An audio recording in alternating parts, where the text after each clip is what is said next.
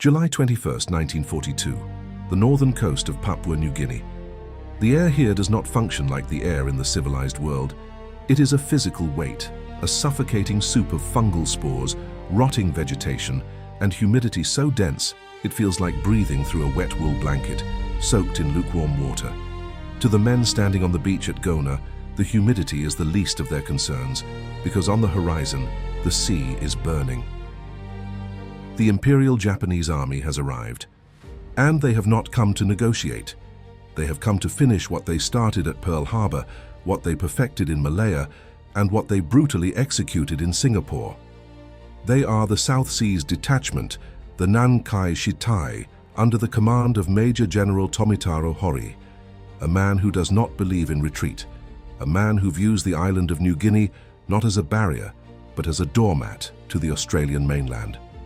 Facing them, scattered thinly across the spine of the Owen Stanley Ranges, is a force that the Japanese intelligence officers have already dismissed with a scoff.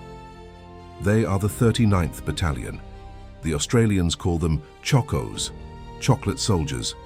A derogatory slur implies they are pretty to look at in uniform, but will melt as soon as the heat of battle applies its pressure. They are militia, conscripts, boys who were legally barred from fighting overseas, kept home while the real men of the Australian Imperial Force, the AIF, went to fight Rommel in the sands of North Africa. The 39th are predominantly young, untrained, and equipped with weaponry that dates back to the trenches of the Somme. They are led by officers who are trying to mask their own terror with shouted orders that seem swallowed by the jungle canopy. Private Arthur Mackenzie, a 19-year-old clerk from Melbourne whose only previous experience with violence was a pub brawl in St Kilda, adjusts the strap of his helmet. It doesn't fit. It slides over his eyes, heavy and hot. He is sweating, not from exertion, but from a primal animalistic dread that is slowly freezing his bowels. He looks at his hands. They are shaking. He looks at the Bren gunner next to him, a man named Jack Bluey Thompson, a bricklayer in civilian life who looks like he's trying to remember how to breathe. They are not soldiers. They are speed bumps. That is the assessment of the Japanese High Command. Lieutenant Satoshi Sato, standing on the deck of a transport ship as the landing craft churned the water into white foam, checks his map case. He laughs. It is a genuine, deep-bellied laugh of incredulity. The intelligence reports state that the path to Port Moresby, the vital strategic airfield that will allow Japan to bomb Australia into submission, is guarded by children and old men. Sato tells his sergeant that they will be in Moresby in 2 weeks. He jokes that they should save their ammunition for the kangaroos, because the Australians will likely run before the first mortar shell lands. It is a sentiment echoed across the entire invasion force. 13,500 veteran troops, battle-hardened, drunk on a string of victories that has shattered the myth of European invincibility, are about to march over a mountain range to swat a fly. But the map, in Lieutenant Sato's case, is a lie. It shows a road, it shows a track. It does not show the vertical hell that awaits them. It does not show the mud that acts like quicksand. It does not show the microscopic enemies, the malaria, the dysentery, the scrub typhus, that care nothing for the emperor or the king. And it certainly does not show the heart of Arthur Mackenzie, or the stubborn, terrified resilience of the chocolate soldiers. This is not a battle for territory. This is a descent into the abattoir of the human soul. The Japanese land at Gona and Buna with the precision of a surgeon's scalpel. Efficiency is their religion. Within hours, they have established a beachhead. Supplies are unloaded, crates of rice, ammunition, mountain guns that can be disassembled and carried by hand. The logistics are impeccable. Major General Hori steps onto the black sand, his boots sinking slightly. He looks toward the mountains. The Owen Stanley Range rises like a wall of green granite, its peaks shrouded in perpetual mist. It looks impassable. To a Western military mind, it is a logistical impossibility. To Hori, it is simply a test of spirit. The Japanese army operates on the doctrine of Yamato Damashi, the spiritual strength that overcomes material limitations. If the mountains are steep, they will climb them. If the path is muddy, they will march through it. If there is no food, they will forage or starve with dignity. The arrogance is palpable, but it is earned. They have humiliated the British Empire. They have crushed the Americans in the Philippines. Why should a few Australian conscripts be any different?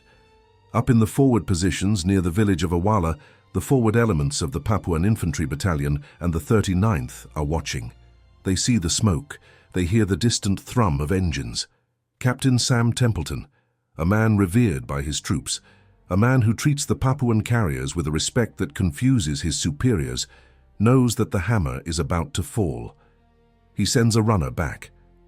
They are here. The message is simple. The reality is complex. The first contact is not a grand charge. It is a confusion of noise and green shadows. The Japanese vanguard moves fast, utilizing bicycles where the track permits, a sight that would be comical if it weren't so terrifyingly efficient. They move with speed, flanking, probing, firing short controlled bursts. The Australians return fire with their 303 Enfields, the bolt-action rhythm. Crack, click, clack, crack, pitifully slow against the chatter of Japanese light machine guns. Arthur Mackenzie fires his first shot of the war at a shadow that moves between the palm trees. He doesn't know if he hit it. He just knows that the return fire shreds the bark of the tree next to his head, sending splinters into his cheek. He drops to the dirt, the taste of copper in his mouth. This is the reality of jungle warfare. You do not see the enemy. You see flashes. You see movement.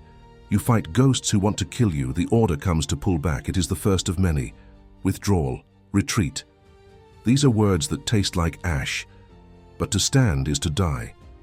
The Japanese are employing infiltration tactics that the 39th has never trained for.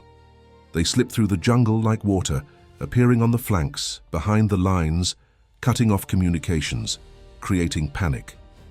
The Chocos are learning the hard way. They are learning that the jungle amplifies fear. Every snapping twig sounds like a sniper. Every shadow looks like a bayonet. As they fall back towards Kokoda, the village that gives the track its name, the physical toll begins to mount.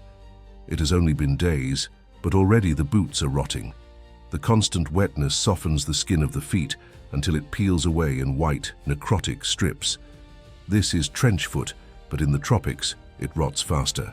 Corporal Les Evans, a transfer from the AIF who was sent to stiffen the militia's spine, looks at the men around him. He sees terror, yes, but he also sees something else, a grim, silent acceptance. They are not running away in a rout. They are moving back, turning, firing, and moving back again. They are buying time with blood. But the Japanese officers are still laughing. In the mess tent at Gona, they toast to the swift capture of Kokoda. They mock the Australian equipment, the heavy wool uniforms that are utterly unsuited for the tropics, the lack of automatic weapons, the absence of air support. They call them rabbits. It is a dangerous underestimation. The Japanese supply lines are stretching. Every mile they advance into the jungle is a mile further from their ships, a mile further from their rice. And the jungle is hungry. It demands calories. A soldier marching in this terrain burns 4,000 to 5,000 calories a day just to stay upright. The Japanese ration is insufficient. They are banking on capturing Australian supplies at Kokoda. They are banking on a swift victory. They are banking on the Chocos melting July 29th. The Japanese assault Kokoda.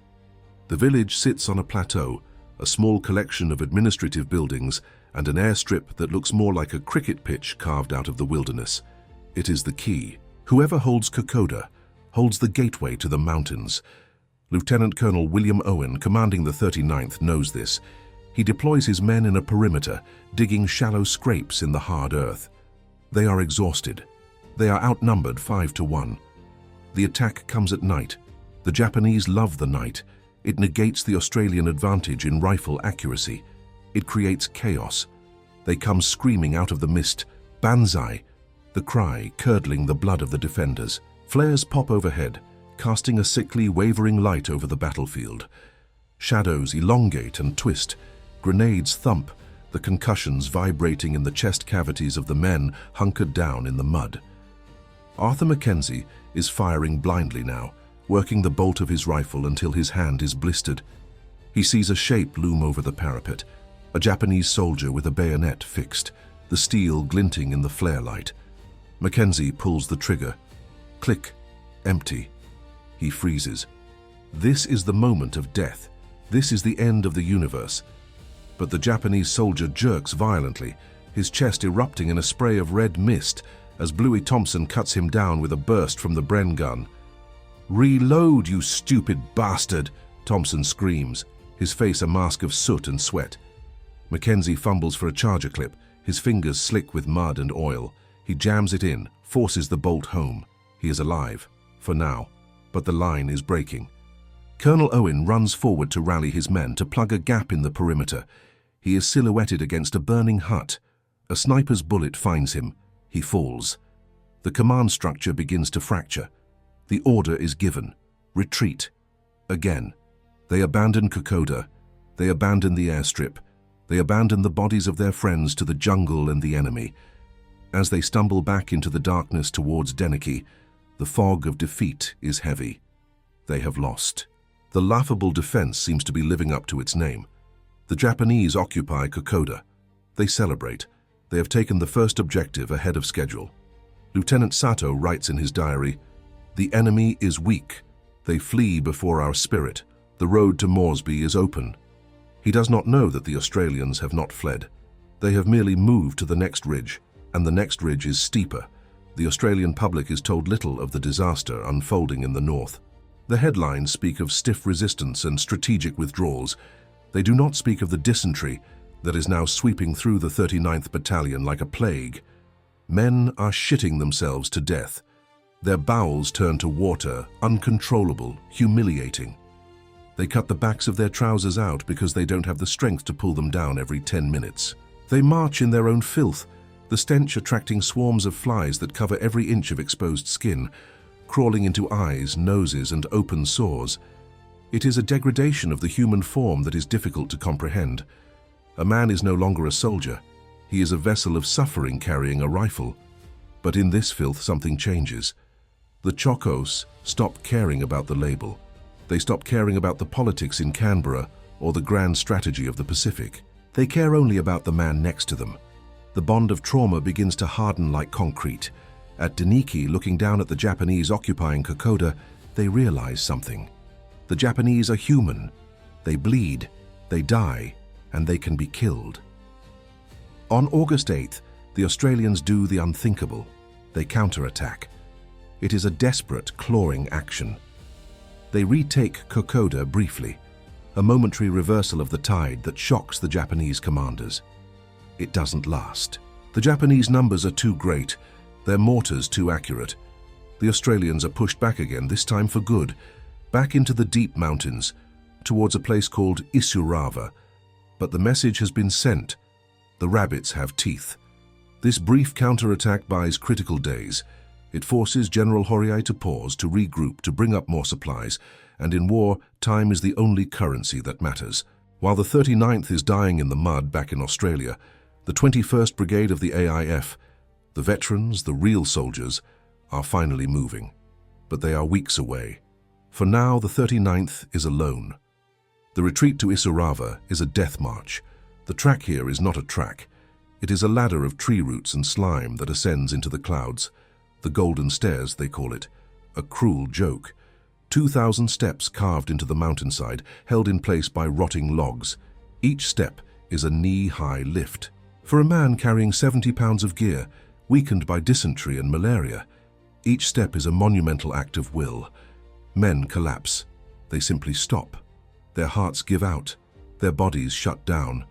Officers kick them, scream at them, plead with them. "Get up, mate. Don't die here, not in this shit." Some get up, some don't. The jungle claims them. The moss grows over them within days. They become part of the geography. Arthur Mackenzie is hallucinating.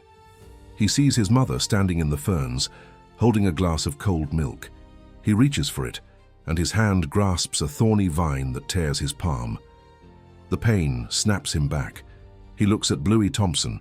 The big bricklayer has lost 30 pounds. His eyes are sunken craters in a skull wrapped in yellow parchment skin. "Keep moving, kid," Bluey rasps. His voice sounds like grinding stones. "Just one more ridge." It is always one more ridge. And at the top of the ridge, there is only another valley, another descent into the green gloom and another climb. The geography of the Kokoda track is an instrument of torture designed by nature. It rains every afternoon at the same time, a torrential cold rain that chills the bone.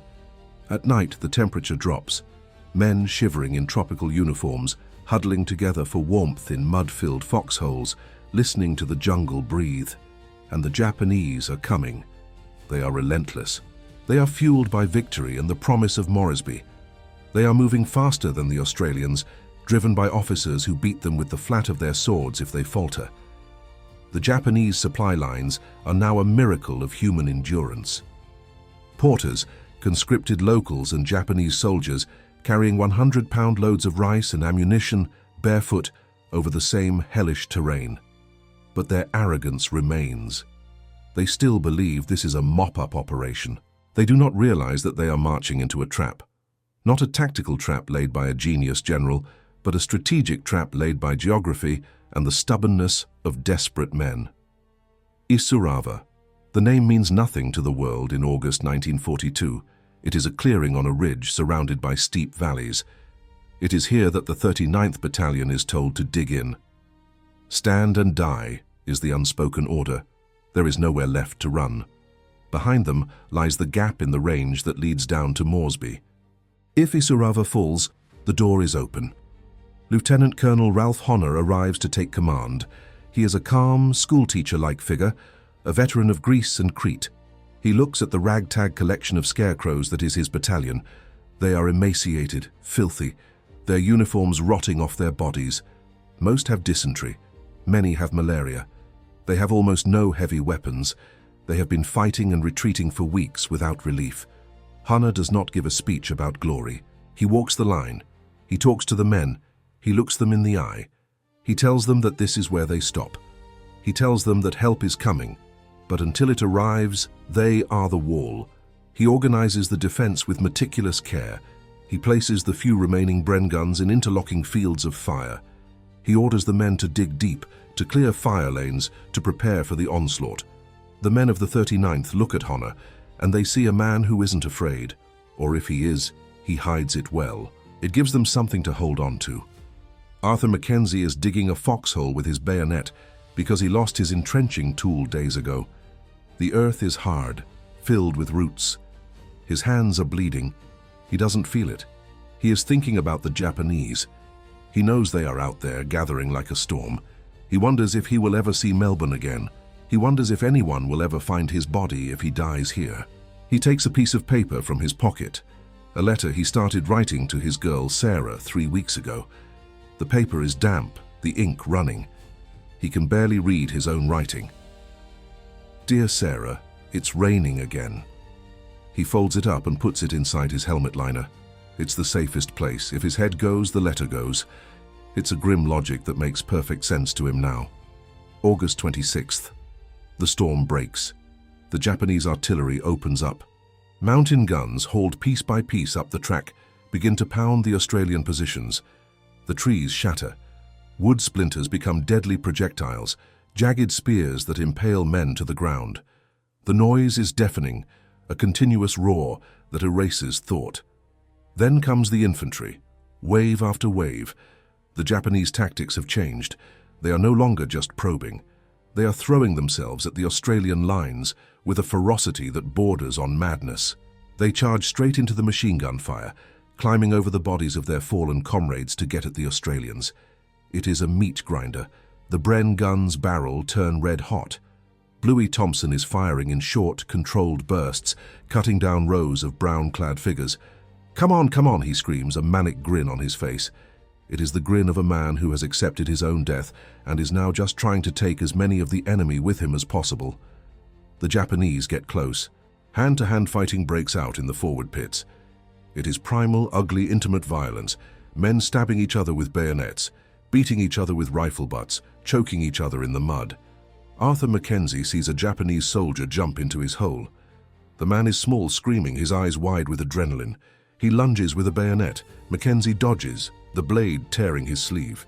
He swings his rifle like a club, the buttstock connecting with the Japanese soldier's jaw with a sickening crunch. The man falls. Mackenzie is on him. his hands around the man's throat, squeezing, squeezing until the thrashing stops. He collapses back against the mud wall, gasping for air, looking at the dead man. He is young, just like Mackenzie. He has a picture in his pocket too, probably, but there is no time for philosophy.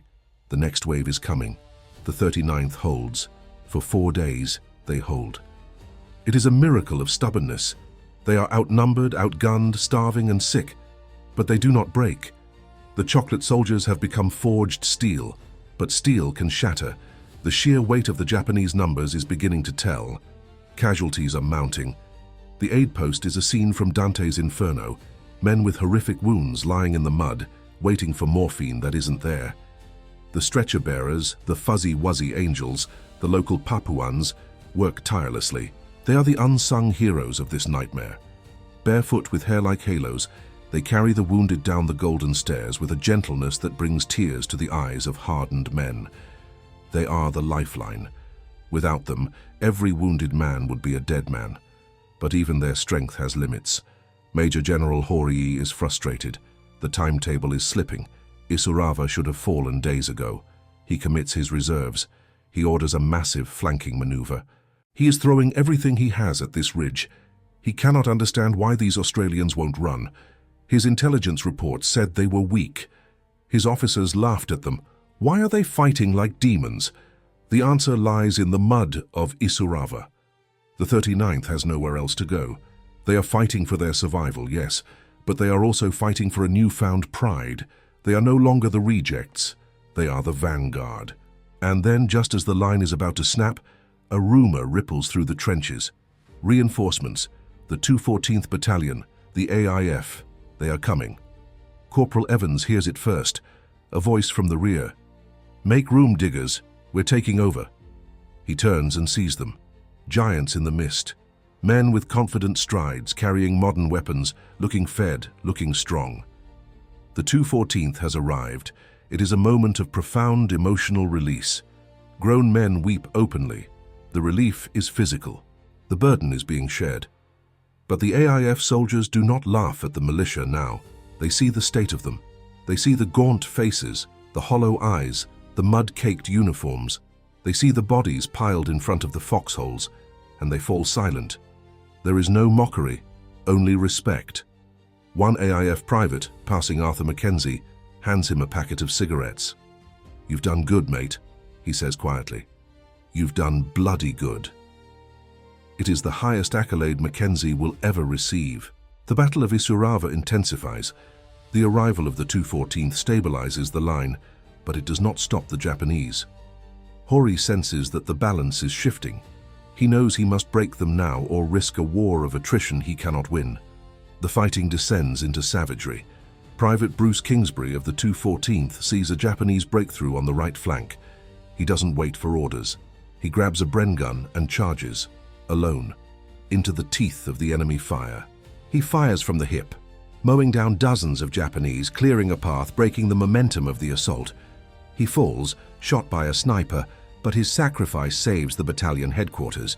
He will be awarded the Victoria Cross, the first on Australian soil. But medals don't stop bullets. The sheer mass of the Japanese forces is overwhelming. They are encircling Isurava. The order is given to withdraw again. But this time, it is different. It is a fighting withdrawal. Her disciplined, bloody step back. The 39th, shattered and depleted, is ordered to the rear. They stumble down the track, passing the fresh AIF troops moving up. It is a changing of the guard. The Chocos have held the line for weeks. They have bought the time.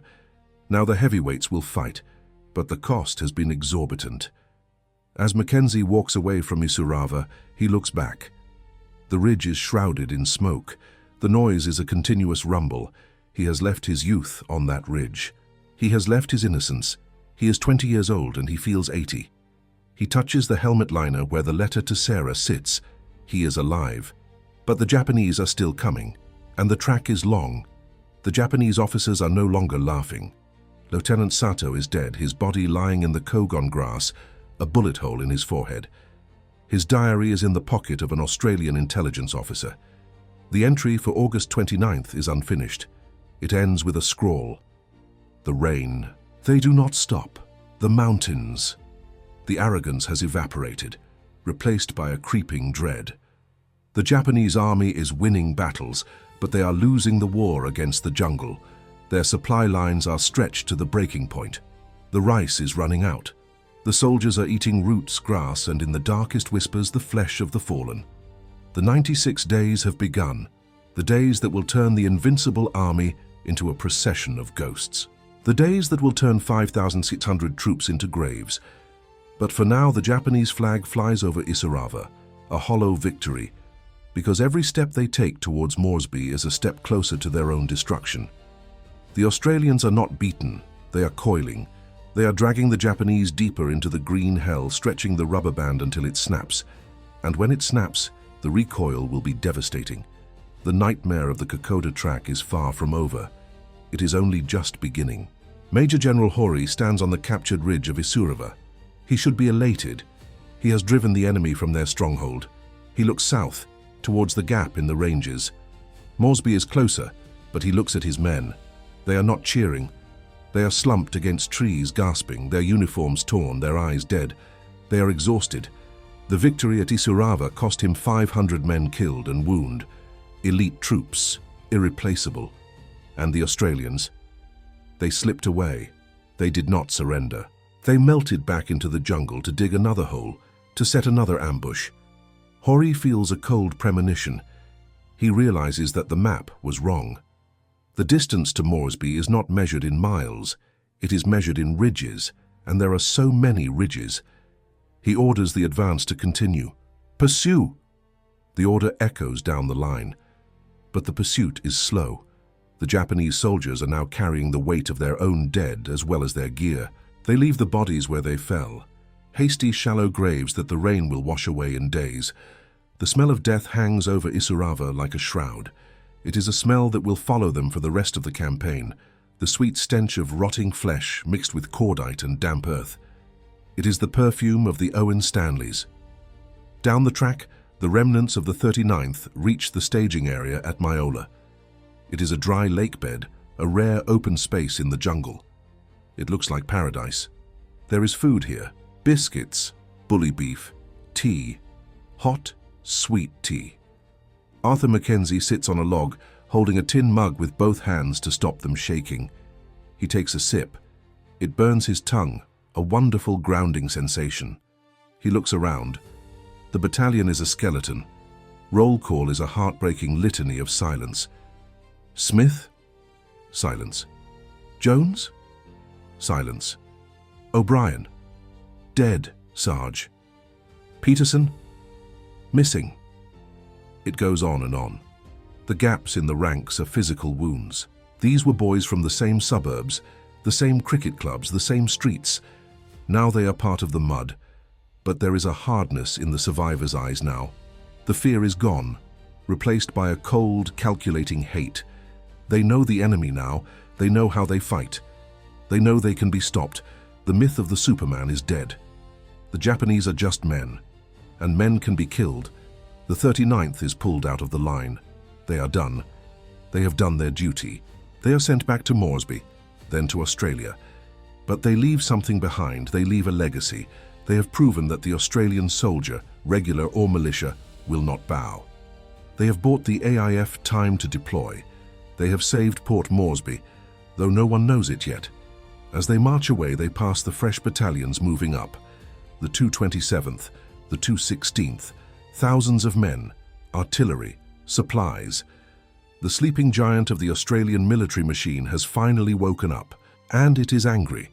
But for the Japanese, the horror is just starting. They press on, Yora Creek, Templeton's Crossing. Each name a battle, each name a graveyard. The resistance stiffens. The AIF battalions are fresh, aggressive, and well-equipped.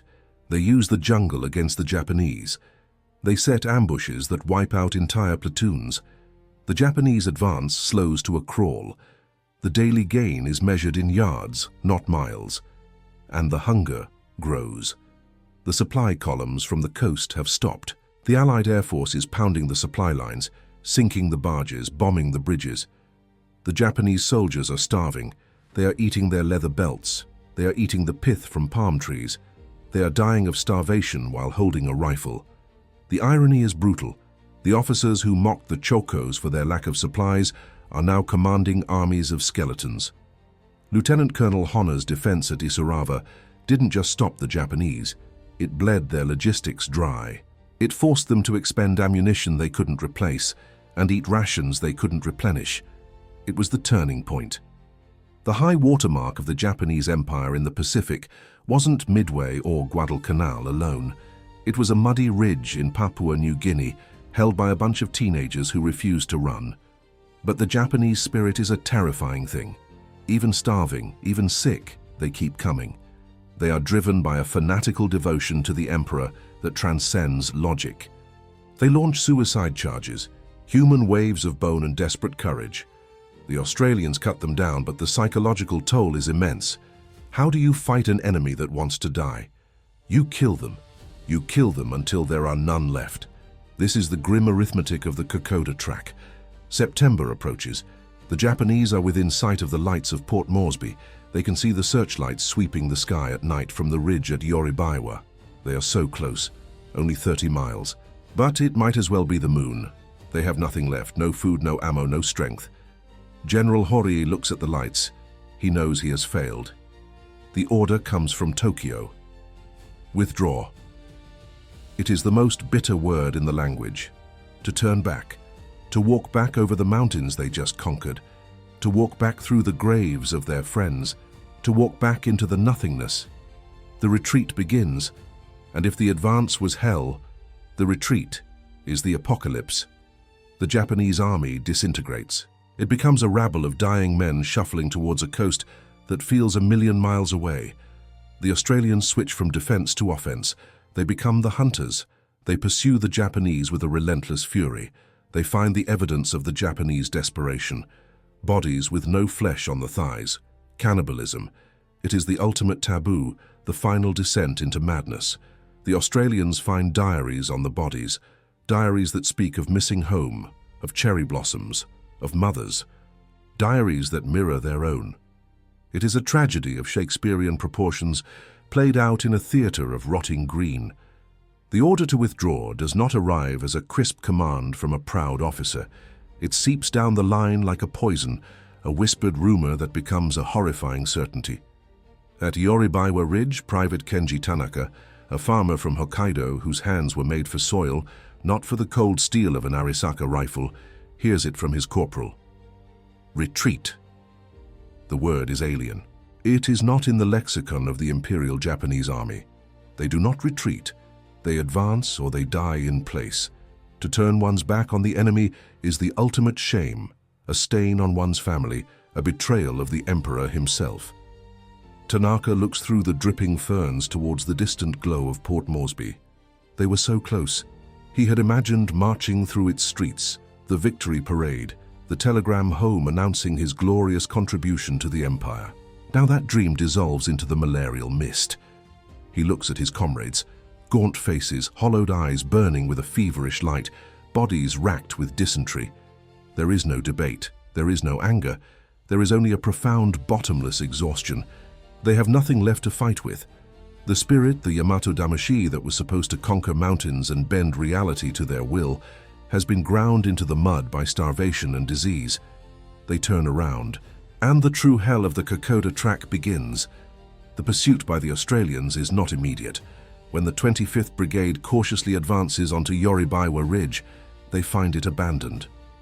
The positions are littered with the detritus of a beaten army, discarded equipment, letters from home scattered in the mud, and bodies. So many bodies, not just from battle but from sickness. Men who simply lay down and died. Corporal Les Evans, now attached to the lead elements of the 225th Battalion, steps into a Japanese dugout. The stench of excrement and death is overpowering. He sees a Japanese soldier sitting upright, rifle across his knees, staring into space. Evans raises his Owen gun, his finger tightening on the trigger. He shouts. The man doesn't move. Evans edges closer. The man's eyes are open, but they are filmed over. A cloud of flies lifts from his face as Evans gets near. He has been dead for days, propped up by the wall of his foxhole, a sentinel of decay. This is not a victory. It is an exhumation. The order is given. Pursue them, harry them, do not let them rest. The Australians, now resupplied and reinforced, begin their advance back up the track they had bled for on the retreat. But this is not a clean reversal. They are walking into a graveyard of their own making, and the ghosts are everywhere. The jungle, which had been their tormentor, is now their greatest ally. They know its tricks, they know where to set an ambush, and they are hunting an enemy that is no longer an army, but a stumbling, starving mob. The Japanese retreat becomes a race against starvation. Every man is for himself. The bonds of military discipline forged in the crucible of 100 victories shatter under the immense pressure of an empty stomach. Officers are ignored. The weak are left behind. Private Tanaka sees his friend Ichiro collapse by the side of the track, his legs too swollen with beriberi to carry him any further. "Help me, Tanaka-san," Ichiro pleads, his voice a dry whisper. Tanaka looks at him. He has his own 60 pounds of gear to carry. He has his own body screaming in protest. To stop is to die with him. He turns away. He does not look back. He will hear that whisper for the rest of his life, which he suspects will not be very long. The Australians find Ichiro a few days later, or what is left of him. His thighs have been stripped of their flesh. The evidence is unmistakable, horrifying, cannibalism, not as an act of savagery, but of final, desperate survival. The pursuing troops, men who thought they had seen the worst of war, are shaken to their core. This is not combat anymore. This is something older, something more primal. They are no longer fighting soldiers. They are putting down rabid animals driven mad by suffering. The fighting withdrawal becomes a series of brutal, one-sided engagements. At Templeton's Crossing, the site of a bloody holding action by the Australians weeks before, the roles are now reversed. It is the Australians who hold the high ground. It is the Australians who have prepared the killing field. As the lead elements of the retreating Japanese, a column of walking skeletons stumble into the clearing, the Australian machine guns open up. It is not a battle. It is a massacre. The Japanese have no strength to maneuver, no will to launch a counterattack. They just die. They fall into the mud, their thin bodies jerking under the impact of the .303 rounds. Tanaka is further back in the column. He hears the gunfire, the screams. He dives into the undergrowth, crawling on his belly through the slime, away from the sound. He is no longer a soldier of the Emperor. He is just an animal trying to survive. He is driven by a single, all-consuming thought: food. He gnaws on the bark of trees. He tries to catch insects. He finds a patch of ferns and devours the roots raw, vomiting them up moments later, his stomach too ravaged by dysentery to hold anything down. He is becoming a ghost, his body consuming itself from the inside out. His uniform hangs on his skeletal frame. His rifle, the symbol of his honor, feels impossibly heavy. He considers throwing it away, but some vestige of his training remains. To lose one's rifle is to lose one's soul. So he carries it, a useless iron cross on his back. The pursuit is relentless. The Australians are fighting their own war against the jungle. They too are sick, exhausted, their nerves frayed, but they have supplies. Airdrops at Myola bring them food, ammunition and medicine, quinine to fight the malaria, sulfur drugs for the dysentery, and letters from home. For the Japanese, there is nothing. Only the rain, the mud, and the Australians on their heels. The track itself has become a river of putrescence. The thousands of men who have marched, fought, and died on this narrow path have turned it into a quagmire of filth. The dead lie everywhere, Japanese and Australian alike, in various states of decomposition. The living walk past them, too numb to feel anything but the ache in their own legs. The air is thick with the sweet, cloying smell of rotting flesh, a smell that clings to the clothes, the skin, the very soul of every man on that track. Major General Horii, the architect of the campaign, the man who had scoffed at the laughable defense, is caught in his own trap. He is retreating with his men, sharing their misery. His authority has collapsed. He is just another starving man in a tattered uniform. His boast of taking Moresby in 2 weeks now seems like a delusion from another lifetime. He is obsessed with saving face, with getting some remnant of his force back to the coast to make a stand. He pushes his men mercilessly, but it is like whipping ghosts. Then, at the Kumusi River near the coast, disaster strikes. As Hori attempts to cross the swollen raging river on a raft, Allied aircraft spot him. A strafing run turns the water into a chaos of bullets and splintered wood. Major General Tomitaro Hori, commander of the Nankai Shitai, disappears into the brown water, his body never to be recovered. He is devoured by the very jungle he sought to conquer. His death is a fittingly anonymous and ignominious end to a campaign born of arrogance. The command of the South Seas detachment falls apart completely. There is no one to give orders. There is only the primal instinct to get to the sea, to the beachheads at Gona and Buna, where they believe safety and supplies await.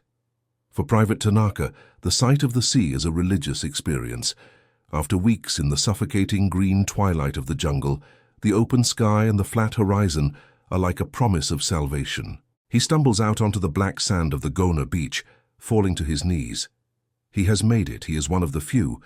Of the 13,500 Japanese troops who went up the track, fewer than half will make it back to the coast, and they are the lucky ones, or so they think. But there is no salvation at Gona, there is no evacuation, there are no supply ships.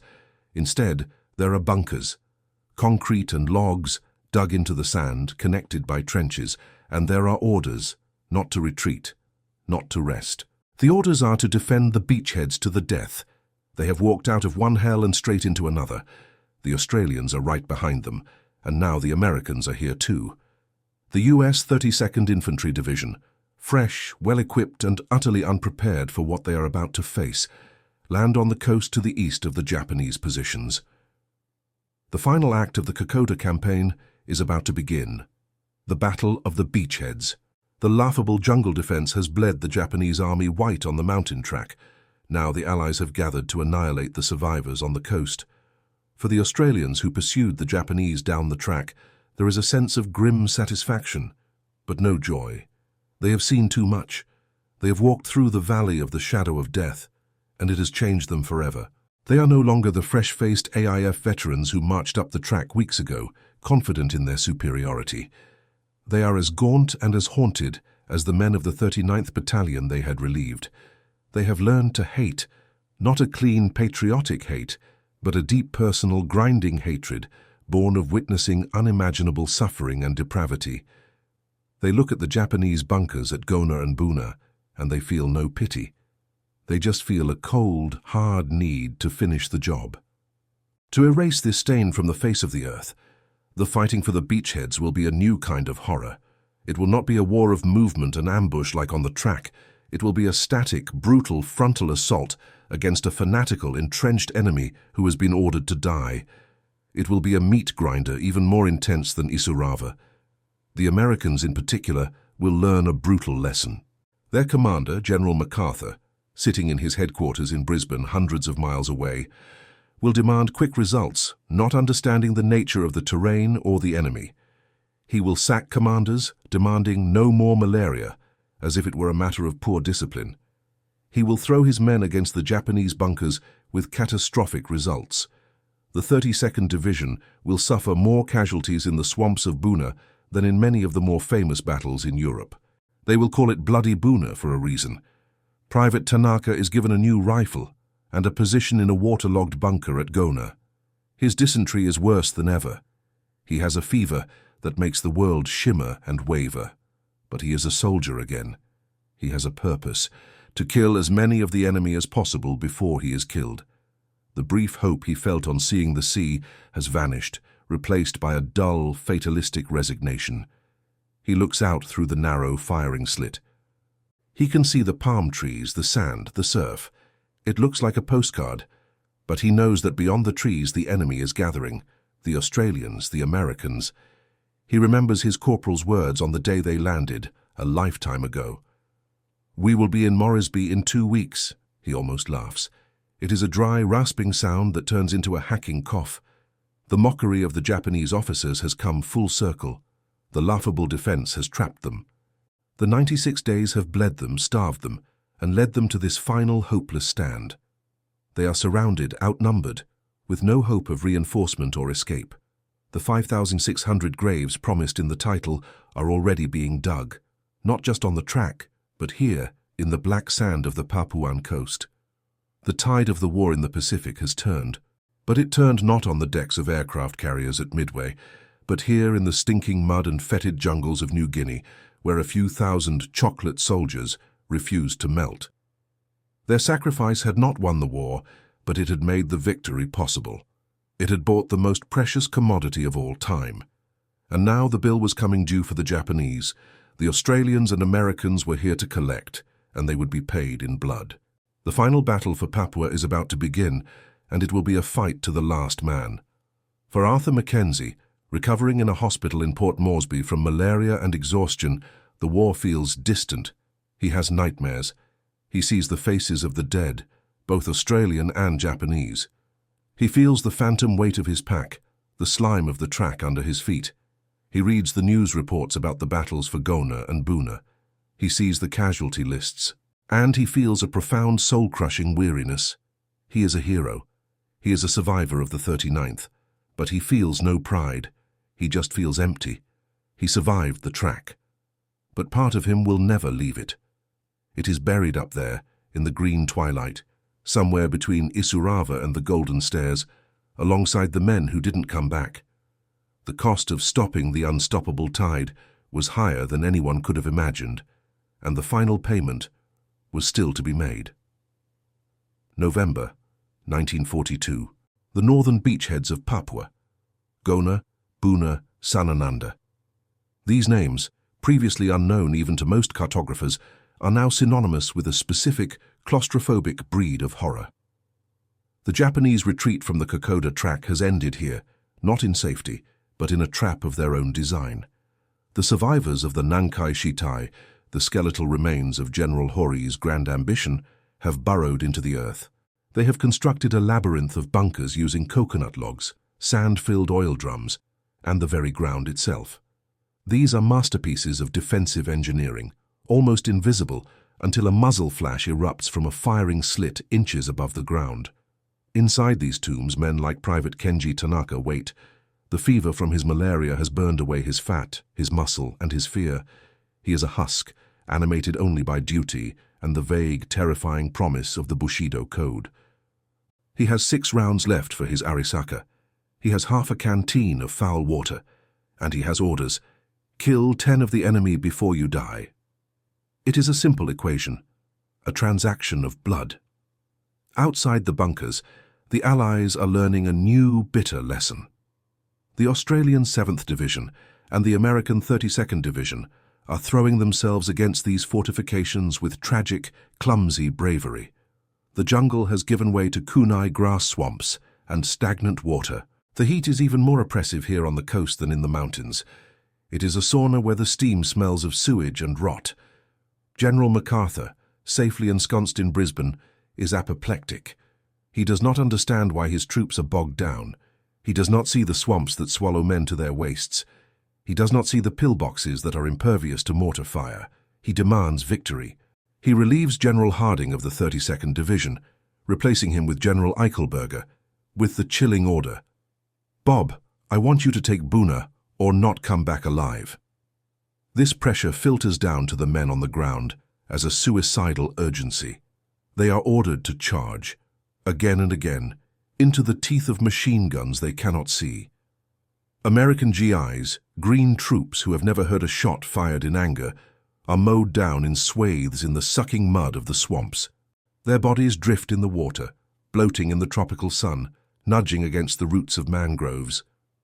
Australian veterans of the Desert War, men who fought Rommel, find their tactics useless here. There is no room to maneuver. There is no flanking. There is only the frontal assault, the grind.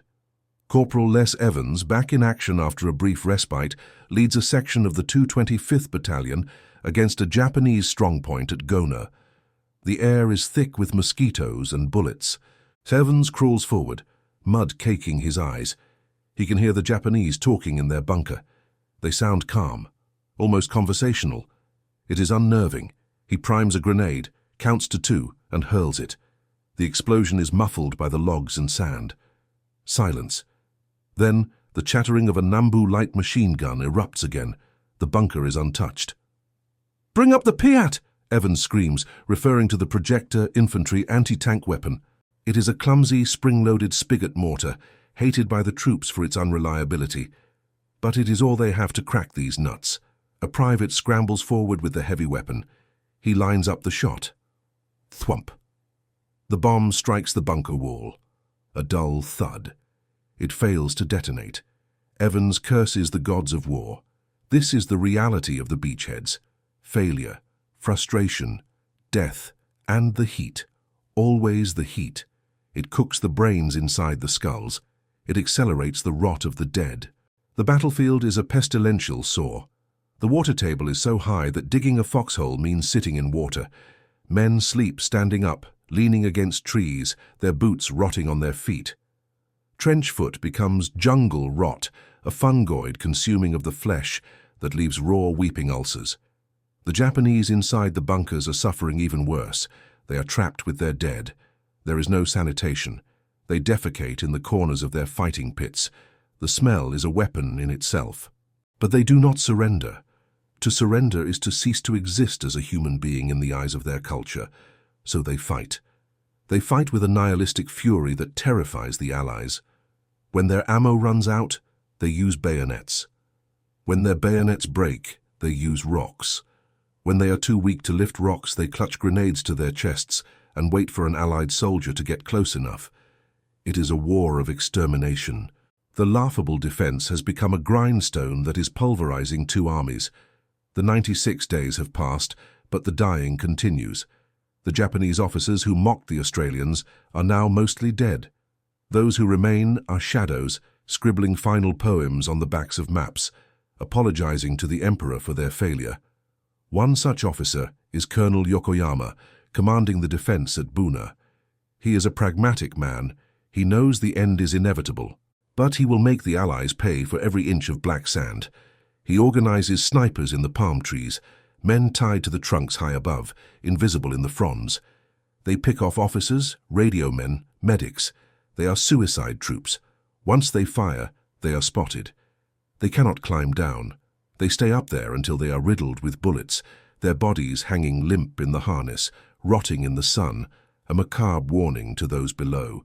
The psychological toll on the Allies is immense. The constant fear of the unseen sniper, the squalor, the disease. Malaria is now causing more casualties than the enemy. Entire battalions are reduced to company strength, not by bullets, but by the mosquito. Men are shaking with ague, their teeth chattering so hard they can't aim their rifles. Yet they are kept on the line because there is no one to replace them. The medical system is overwhelmed. The field hospitals are nightmare tents of gangrene and delirium. Yet slowly, inexorably, the sheer weight of Allied firepower begins to tell. Tanks are brought in. General Stuart tanks, light and fast, but vulnerable. They churn through the kunai grass, their 37 mm guns blasting the log bunkers at point-blank range. It is the breakthrough. The Japanese have no anti-tank weapons capable of stopping them effectively. They resort to suicide attacks, rushing the tanks with magnetic mines or satchel charges. Private Tanaka watches a tank grind towards his position. It looks like a monster, a steel beast belching smoke. He clutches his last grenade. He waits. The tank tracks squeal. The ground shakes. He can smell the exhaust. He pulls the pin. He screams, "Ten no Heika Banzai," and scrambles out of his hole. He doesn't make it. A burst of machine gun fire from the tank's hull gun cuts him in half. He falls face down in the mud, the grenade exploding beneath him, a muffled thump that ends his war. He did not kill 10 men. He killed none. His death is a statistic, a punctuation mark in a sentence written in blood. The reduction of Gona is brutal. The Australians finally break into the village on December 9th. The scene that greets them is apocalyptic. The Japanese dead are piled everywhere. In the bunkers, on the tracks, in the ruined mission school. The stench is so powerful that hardened soldiers vomit. Corporal Evans walks through the carnage. He sees a Japanese officer's sword lying in the mud. He picks it up. It is a beautiful object, the steel gleaming despite the filth. He looks at the handle. It is wrapped in sharkskin. He wonders about the man who wielded it. Did he have a family? Did he mock the Chocos too? Evans shoves the sword into his belt. A souvenir, a trophy of survival. But he feels no triumph, only a deep, abiding sadness. "The poor bastards," he mutters. "The poor, stupid bastards." The fall of Buna follows weeks later, on January 2, 1943. The Americans, under Eichelberger's relentless driving, finally crush the resistance. It is a victory, but a Pyrrhic one. The 32nd Division has been gutted. The cost of taking these few square miles of swamp has been appalling. Sanananda falls shortly after. The campaign is over. The Japanese army in Papua has been annihilated. Of the roughly 17,000 Japanese troops who landed in July or were reinforced later, over 13,000 are dead. The 5,600 troops into graves of the title was an understatement. The reality was a genocide of an army. The survivors, a few thousand pitiful wrecks, have escaped north or disappeared into the jungle to die of starvation. The Allies have won. The threat of an invasion of Australia is gone forever. Port Moresby is safe. But the cost. The Australian casualties are over 6,000 killed and wounded. The Americans, another 3,000.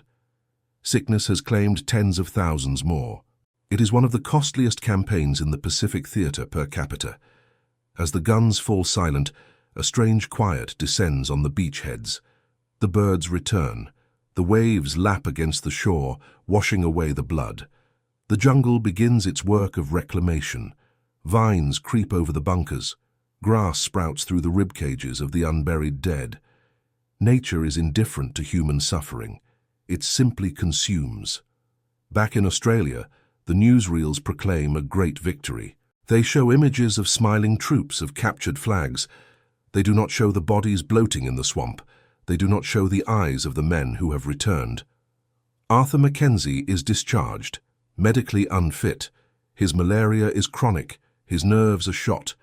He goes back to Melbourne to his job as a clerk, but he cannot sit still. The quiet of the office terrifies him. He misses the noise. He misses the adrenaline.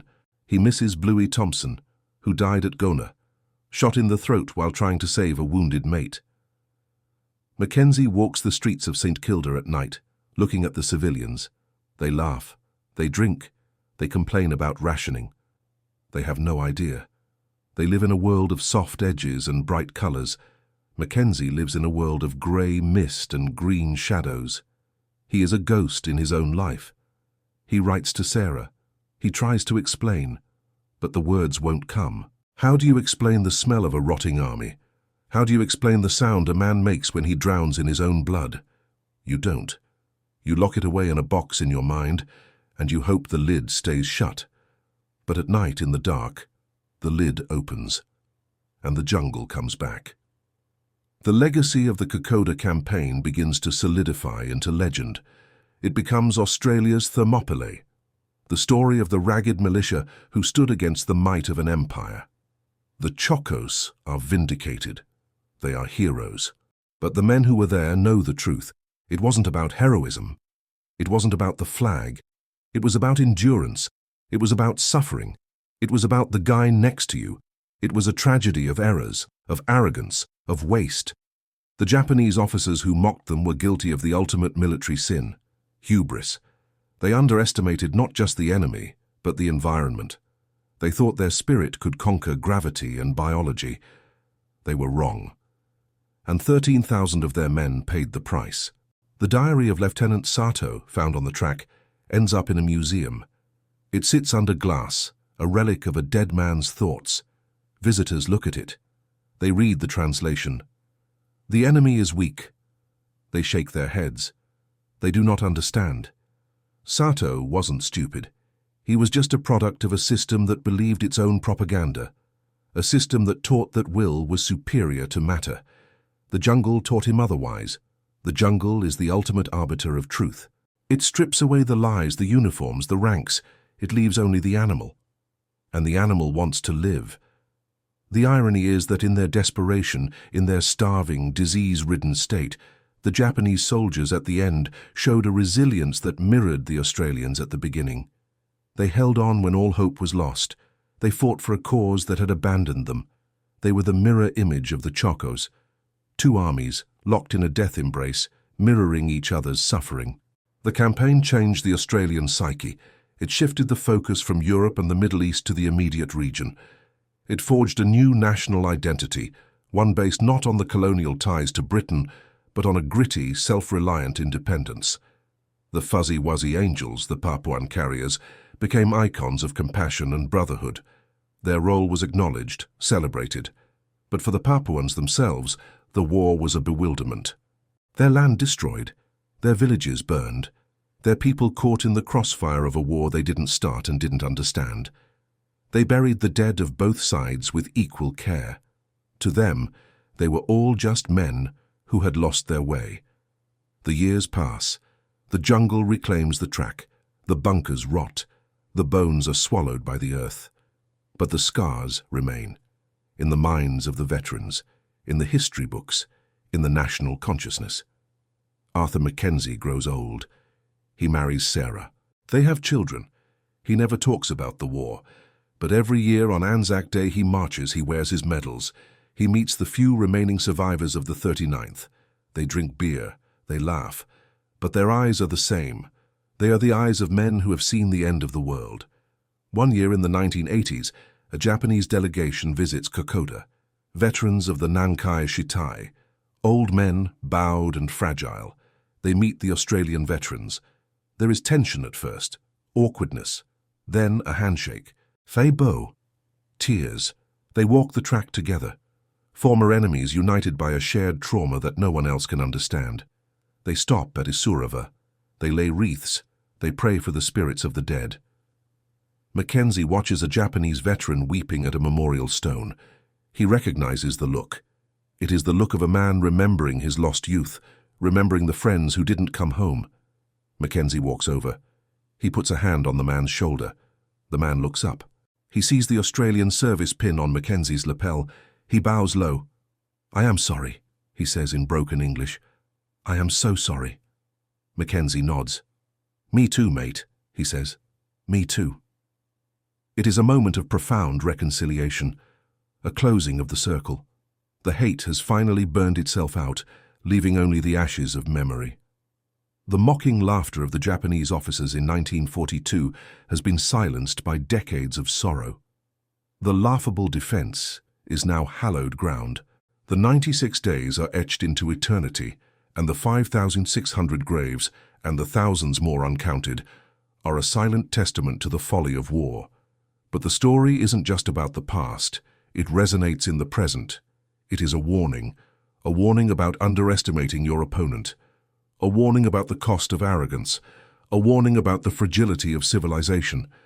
Because the jungle is always there, waiting for the lights to go out, waiting for the veneer of humanity to crack. And when it does, the beast within emerges. The Kokoda track is not just a place on a map. It is a place in the human heart, a dark, tangled place where fear and courage, cruelty and compassion struggle for dominance. And in that struggle, there are no winners, only survivors. The documentary fades to black, but the sound of the rain continues, the relentless, pounding rain of the Owen Stanleys, washing away the sins of the fathers, washing away the blood, but never washing away the memory.